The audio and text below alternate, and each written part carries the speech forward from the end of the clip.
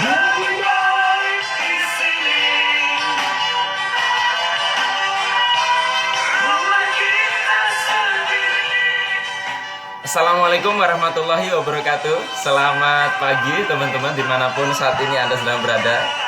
Jumpa lagi dengan saya Arif RH. Ya, sebelum saya menuju International Airport Soekarno-Hatta Jakarta untuk mengunjungi kota lain, saya sempatkan membuat video ini.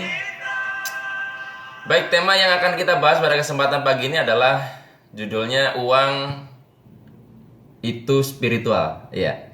Teman-teman, saya tidak tahu bagaimana persepsi Anda tentang uang, tapi tidak sedikit orang yang sepertinya memversuskan antara uang dengan spiritualitas ya.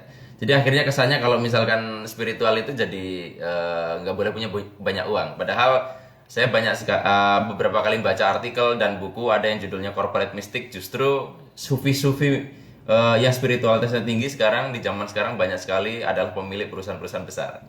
Ya. Nah, teman-teman semua, ini sebabnya kenapa? Karena gini, spiritualitas itu sebetulnya sangat abstrak untuk kita bicarakan, tapi kita bisa menggunakan ukuran sederhana bahwa orang yang spiritual itu dia bukan hanya di ritual, tapi juga punya spirit, sikap, perilaku yang indah, ya, yang menyamankan sekitarnya. Jadi misalnya sikap rendah hati, berbagi, tidak sombong, ya tidak ego dan macam-macam. Nah, bisa saja mungkin seseorang sekarang rendah hati, ya, kemudian tidak sombong macam-macam seperti itu, ya, tidak milih-milih teman, gitu kan. Tapi coba kalau dia nanti suatu saat punya uang banyak, belum tentu bisa seperti itu. Nah, artinya kita bisa lihat bahwa uang bukanlah musuh. Uang adalah alat yang bisa kita gunakan untuk mengungkap sisi gelap kita. Kita bisa tahu kita punya bakat sombong nanti kalau punya uang banyak. Kita bisa tahu kita punya bakat ego nanti kalau punya uang banyak. Dan ini biasanya nampak pada saat pertama kali kita memiliki uang yang kita anggap itu banyak sekali.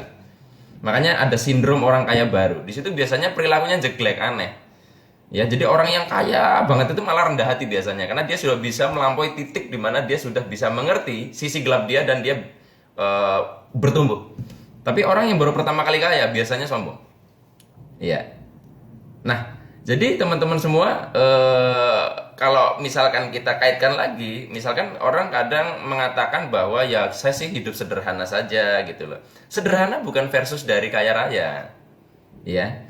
Kalau kita misalnya bisa makan dengan menu yang sangat pas-pasan, hanya lauk garam, hanya lauk kerupuk, karena kita tidak memiliki uang untuk membeli yang lebih bagus, itu namanya bukan sederhana, itu namanya berkekurangan. Tapi kalau kita bisa membeli yang lebih mahal, kita bisa membeli yang lebih enak, yang berlebih-lebih, tetapi kita memilih untuk sederhana, ya, kemudian sisanya yang seharusnya bisa untuk bermewah-mewah kita sedekahkan, itu yang namanya sederhana. Sederhana itu bukan terpaksa, tetapi pilihan sikap dari kemungkinan pilihan sikap yang bisa kita lakukan. Kalau Anda misalkan mobilnya mewah, Anda memilih jalan kaki, Anda bisa beli baju yang sangat mahal, Anda membeli baju yang cukup saja, ya. Anda bisa bermewah-mewah, Anda memilih sederhana, itulah yang saya maksud. Jadi uang adalah teman, alat yang bisa kita jadikan sebagai alat evaluasi diri.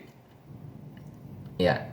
Jadi ketika lagu pembuka tadi judulnya Rumah Kita, di situ orang ada yang menafsirkan kok miskin banget ya orang ya. Tapi saya menafsirkan inilah kesederhanaan di mana kita bisa memilih mau tinggal di tempat seperti apa dan macam-macam. Nah, seringnya kadang orang bertameng atas nama kesederhanaan padahal dia tidak berdaya.